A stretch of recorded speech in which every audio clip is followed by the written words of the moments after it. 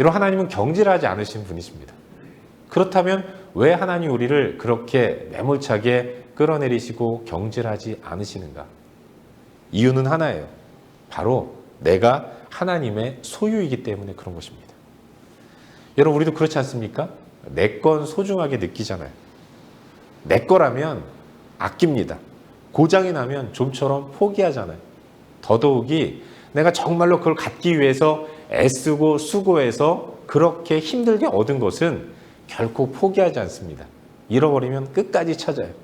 고장나면 밤이 새도록 고치려고 애를 쓰는 게 우리의 모습인 겁니다. 왜 그렇습니까? 내 거니까 그런 거예요. 우리도 마찬가지입니다. 하나님이 우리를 그토록 사랑하시는 이유, 그건 우리가 하나님의 소유이기 때문에 그런 겁니다. 여러분, 하나님은 인간을 자기 형상대로 창조하셨어요. 창세기 1장 26절 보시면 우리의 형상을 따라 우리의 모양대로 우리가 사람을 만들자라고 말씀하셨어요. 그래서 만들어진 것이 사람인 겁니다. 그리고 하나님은 그 사람에게 하나님 당신의 아름다운 성품을 허락하셨습니다. 하나님 형상대로 창조했다는 것은 그저 그냥 모양만 그렇게 만들었다는 것, 그 이상의 의미를 갖는 겁니다. 하나님께서 가지고 계신 아름다운 성품 중의 일부를 하나님 당신의 형상대로 지음받은 인간에게 허락해 주신 거예요. 함께 쓸 수 있도록 허용해 주신 겁니다. 사랑, 자비, 긍휼, 인자, 이 모든 것들은 하나님의 성품인데 그 귀한 하나님의 성품을 자기 형상대로 지음받은 인간과 하나님이 공유할 수 있도록 허락해 주신 거예요. 그토록 소중한 존재가 우리이기 때문에 하나님은 이 인간을 너무나도 끔찍하게 사랑하시고 귀한 존재로 여기시는 겁니다. 하지만 여러분, 어떤 일이 벌어졌습니까? 그 하나님의 형상대로 지음받은 인간이 그런데 범죄했어요. 우리 하나님은 범죄한 인간과는 결코 함께 하실 수 없습니다. 하나님이, 거룩하신 하나님이 결코 용납하지 않으시는 것이 죄인데 인간은 하나님 앞에서 죄를 범했고 그래서 더 이상 하나님과 함께 할 수 없는 존재가 된 겁니다. 그래서 하나님은 범죄한 인간을 에덴에서 쫓아내시고 추방하신 거예요. 흔히들 인간이 에덴에서 추방당하고 쫓겨난 것을 가리켜서 저주라고 이야기를 하는데 물론 맞죠. 저주입니다. 근데 한편 생각해 볼 것은 이 저주가 그런데 우리를 사랑하시는 하나님의 따뜻한 배려이고 사랑의 표현이라는 것, 우린 그걸 이해해야 합니다. 여러분, 아담과 하와가 하나님 앞에서 범죄함으로 인해서 그 가운데 찾아온 것이 무엇입니까? 두려움이라는 것이었어요. 범죄한 인간은 더 이상 하나님을 친밀하게 느끼지 못하는 겁니다. 죄가 마음 가운데 있는 인간은 죄를 너무나도 싫어하시는 하나님과 대면하여 볼 수 없는 거예요. 함께 할 수 없는 겁니다. 그 하나님이 두려운 거죠. 그 전까지는 에덴에서 하나님과 함께 하면서 즐겁고 행복하게 웃으면서 행복하게 살았는데 그런 인간 가운데 죄가 찾아왔고 그 범죄로 인해서 더 이상 하나님을 가깝게 느끼지 못하게 된 겁니다. 아니, 오히려 두렵게 됐고 도저히 하나님의 얼굴을 대면하여 볼 수 없는 그런 상황 가운데로 나아가게 된 거예요. 성경은 아담이 범죄함으로 부끄러움을 느꼈다라고 말씀하고 있는데 이 부끄러움이라는 것은 수치스러움을 얘기하는 거예요. 하나님을 보면서 그 하나님 앞에서 비춰지는 나 자신이 너무너무 수치스러운 겁니다. 하나님 볼 면목도 없어요. 면모만 없는 것이 아니라 두려운 겁니다. 무서워 공포에 벌벌 떠는 거예요. 그런가 하면 자기 자신이 너무나도 수치스러운 거죠. 하나님 앞에만 서면. 그래서 인간은 하나님을 피해서 동산 나무 사이에 숨었어요. 그런 모습으로는 하나님과 함께 할 수 없었던 겁니다. 아니, 하나님이 두려운데 두려운 그분과 어떻게 함께 할 수 있겠어요? 여러분, 우리도 그렇지 않습니까? 부부싸움을 한번 했다. 그러면 어색함 가운데서 한 공간에 있는 것이 어렵잖아요. 그래서 부부싸움은 어떤 일이 벌어집니까? 남편이 나가든 아내가 나가든 누구든 한번 나가요. 민망함을 피하는 거죠. 인간이 그런 겁니다. 도저히 하나님을 볼 수가 없는 거예요. 그래서 공포와 두려움 가운데서 하나님을 바라보는 것이 너무나도 부담스러울까 봐 어떤 의미에서 하나님은 놔주신 거예요. 떠나라. 더욱이 에덴에서의 아담과 하와는 에덴 동산 넓은 곳에 펼쳐져 있는 생명나무의 열매를 먹고 영원히 사는 존재였습니다. 그럼 그들이 범죄했어요.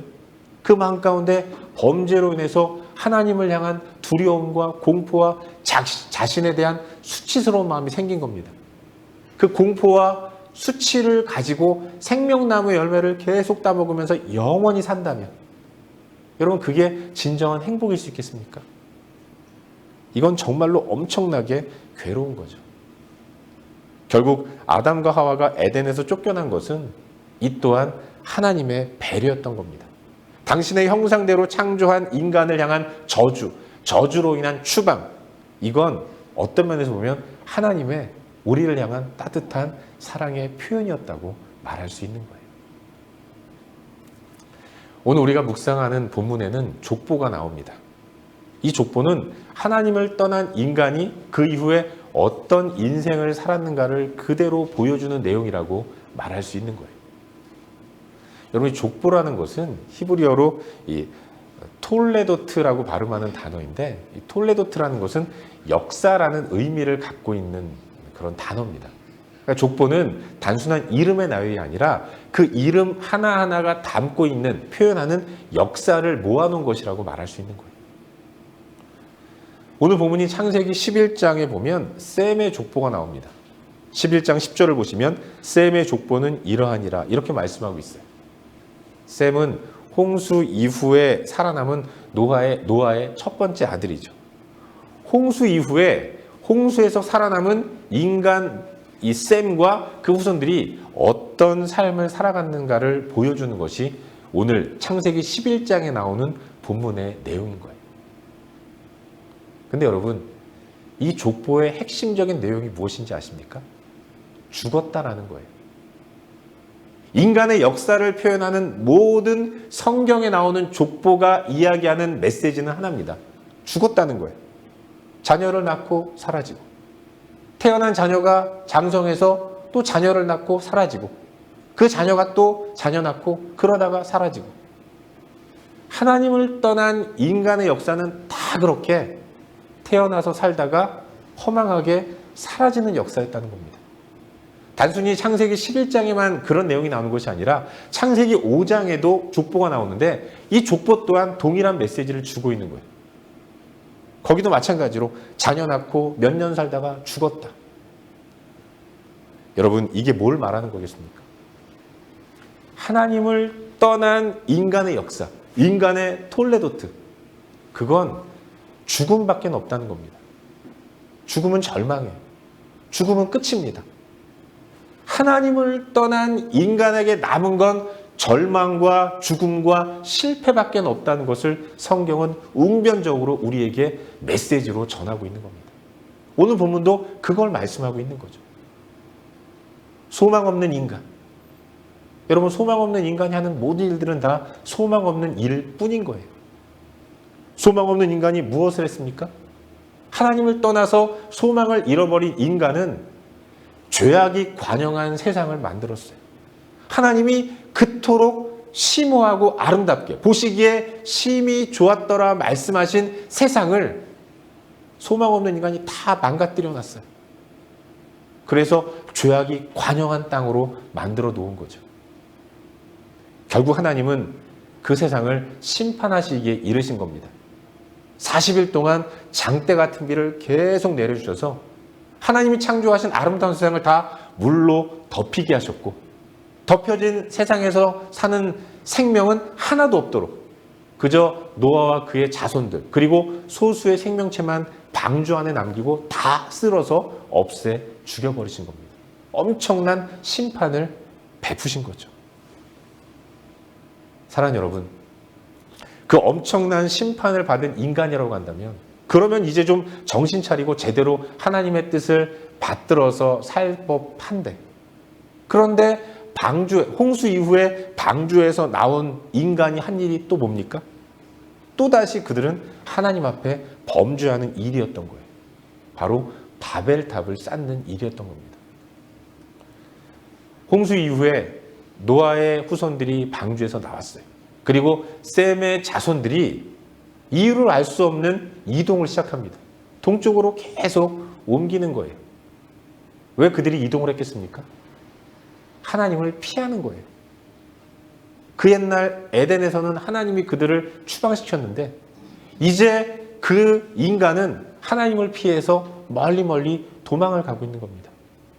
도망을 가다가 시날이라는 평지를 만나서는 그 넓은 평지를 바라보면서 거기서 하늘까지 닿을 만한 높은 성과 대 바벨탑을 만들기로 계획을 하는 거죠.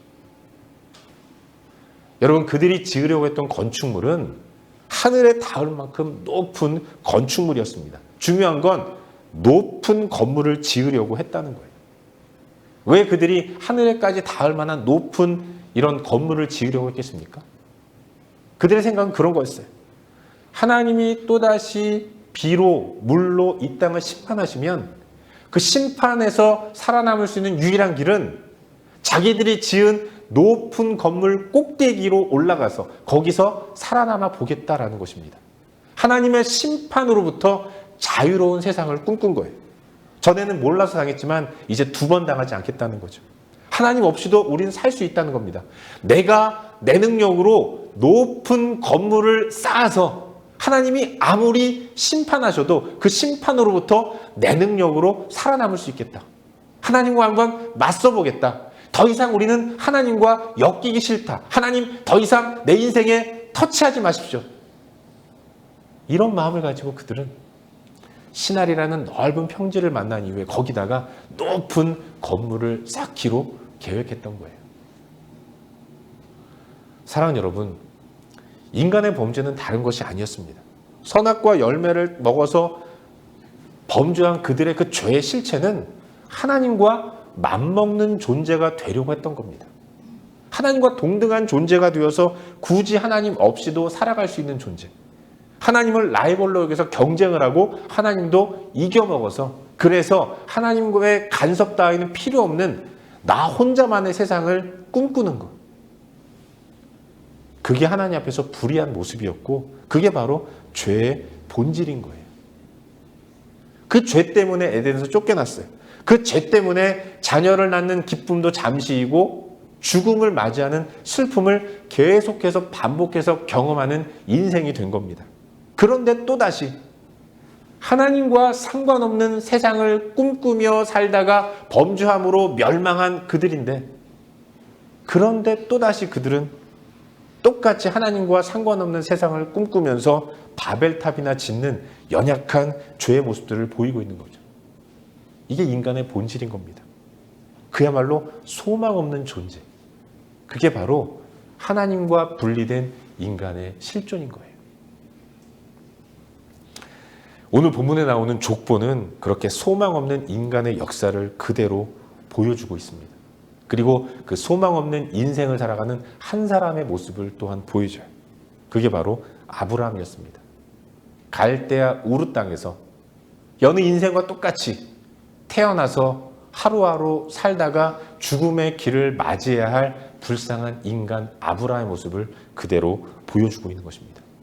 그리고 하나님이 이 아브라함을 보여주시는 이유는 인간은 실패했지만 실패한 그 지점에서 이제 내가 시작하겠다. 너희는 소망 없지만 소망 없는 너희를 내가 사랑하기 때문에 내가 이제 그 인간을 붙들어서 새로운 소망의 역사를 만들어 가겠다. 이걸 나타내시기 위해 하나님은 아브라함을 택하셨고 그 인생 가운데 개입하시기 시작하는 거예요.